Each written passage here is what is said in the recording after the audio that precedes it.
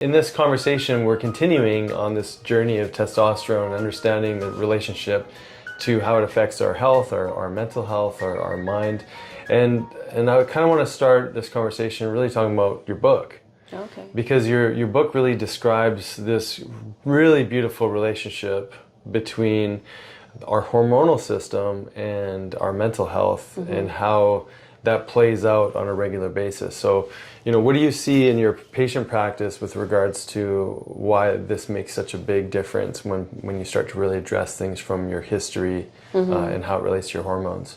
Yeah, I think it's everything, like how we lived through our past or what we had to do in order to survive it. And this doesn't have to be like big traumas. It could even be the micro moments that started to kind of shape our behavior, our personality, and then our identity, and just how the brain had to operate in order for us to just move through our day or move through life. And so when we start to understand that, we start to see most of us have actually grown up living in a state of stress. And whether that's, you witnessed trauma or you experienced it, or maybe you were like a type A personality because you had to be in order for your parents to be proud of you. Like there could have been so many different scenarios that kind of shaped how your nervous system functioned, and then that shaped how your hormones responded. So then you go through puberty, you go through life with these like transition states that show up in a state of imbalance because your whole system is wired for you to just survive instead of thrive. Yeah, exactly. And then that plays a role on obviously how our hormones are expressing themselves. And when we're constantly in that state of survival versus thriving, all sorts of wacky things can show up for people. And I think this is basically lends towards that journey of if things things are getting bad enough as far as the symptoms, but also that support network really isn't there, or you're not feeling safe to communicate this, really that becomes a snowball effect towards medication and the use of antidepressants. So we really wanted to shape this kind of conversation around understanding the history and how much that correlates with hormonal expression. But then, as a result of not having the right tools to access or the right understanding, it often leads us into this, downward spiral to mental health. And we think that everything's happening to us just purely from a psychological, emotional point of view. And we haven't really connected the dots between our story and our hormonal system and how we show up on a daily basis. Yeah, because everything gets compartmentalized. It's like you go to your endocrinologist for this, you go to a gastroenterologist for this, you go to a psychologist for this, but there has to be integration of all those systems. And there's such a lack of understanding, especially with the hormones, of like when they're changing, going up and down, they're just reacting to the environment like we've been talking about on the podcast. But when it comes to mental health, it's like it's a chicken egg thing.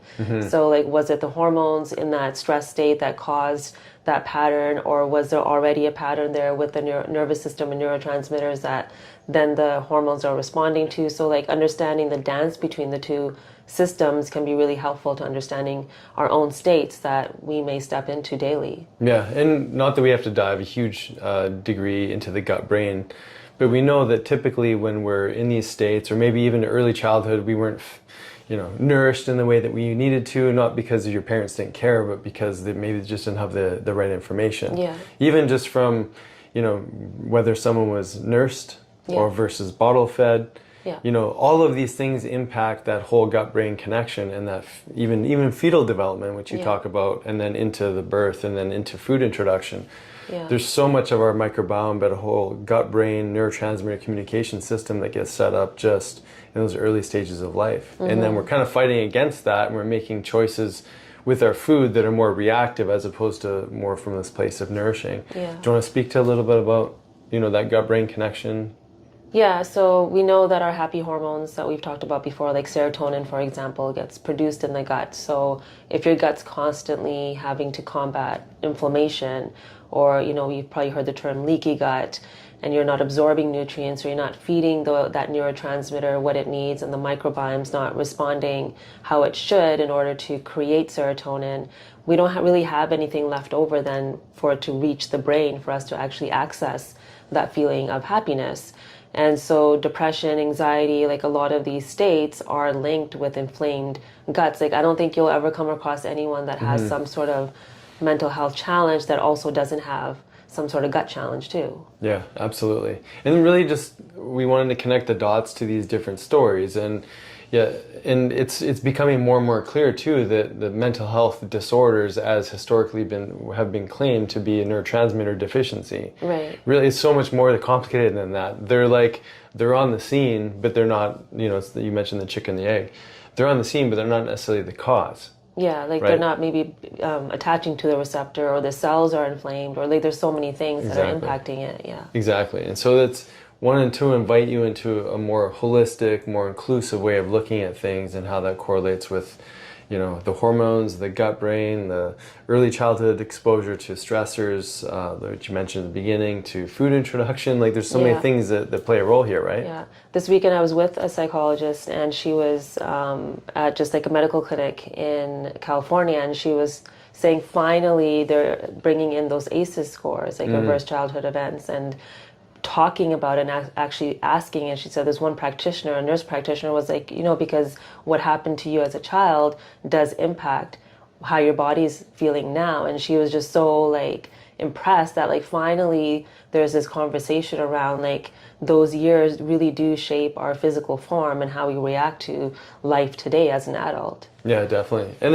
then to take it a step further, neurologically speaking, you know, what we repeat once in a while, you know, might have a small impact, but what's repeated every day has a tremendous impact on the wiring. So it's really easy to see how we move into habit with our behaviors, whether it be the food choices we make, to the emotional outbursts that we, you know, participate in, to whatever it might be. There's a neurological, you know, component to just the wiring of how we're built. You know, it's like how we walk the same way typically every day, unless we were taught to walk differently. We slowly start to change the expression of how our nerves are working together. Yeah, and I feel like some of the negative patterns, they're locked in so much more quickly. Anyway, that's my experience. Like it takes more work to like undo those, almost easier. Like on the weekend I was with a group of friends, and I was speaking to my own state that it's easier for me to tap into depression and sadness because it's so familiar.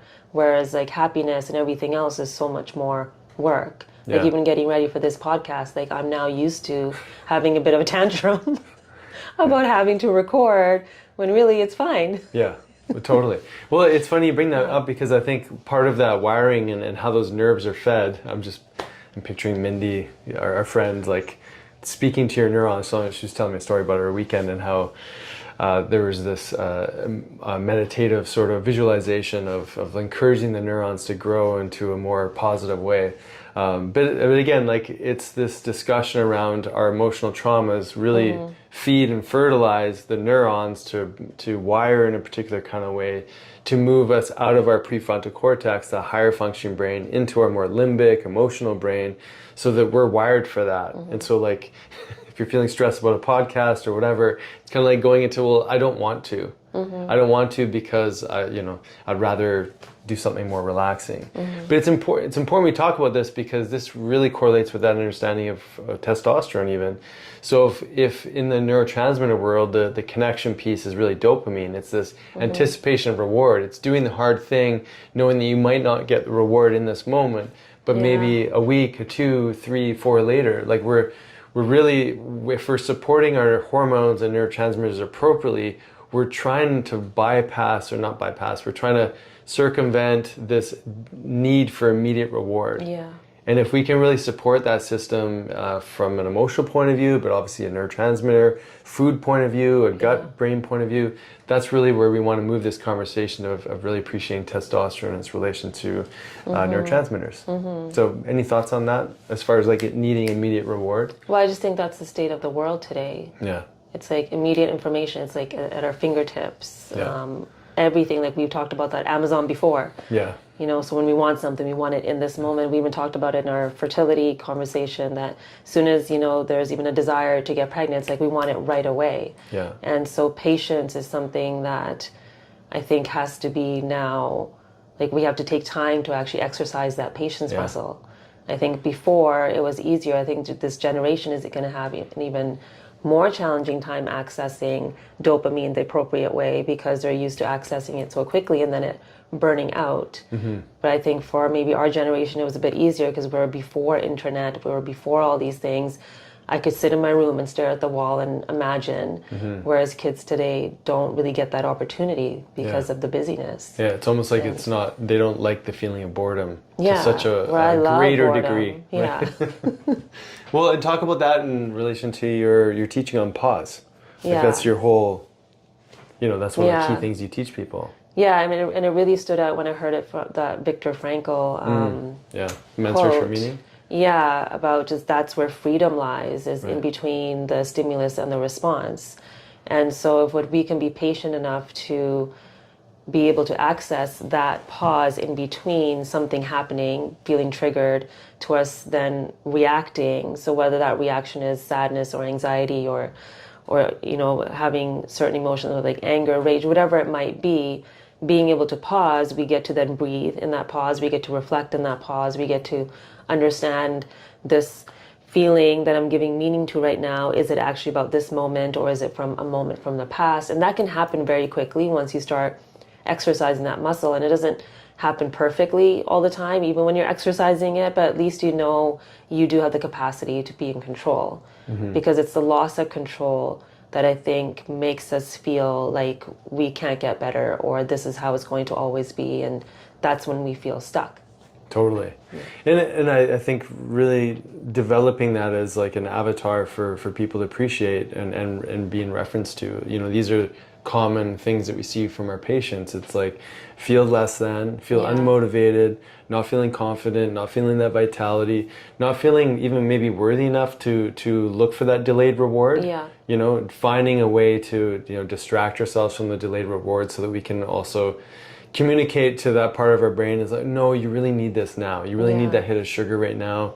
You really need that extra, glass of wine at nighttime, whatever it is for us. And I think, hopefully the conversation really here around appreciating mental health and its relationship to your hormones is that there's so much in building resilience through, pausing, through, looking at things from different angles, but also like nourishing that hormonal base so that we're more likely to feel that state of resilience and not, just move into complacency and look for the quick reward.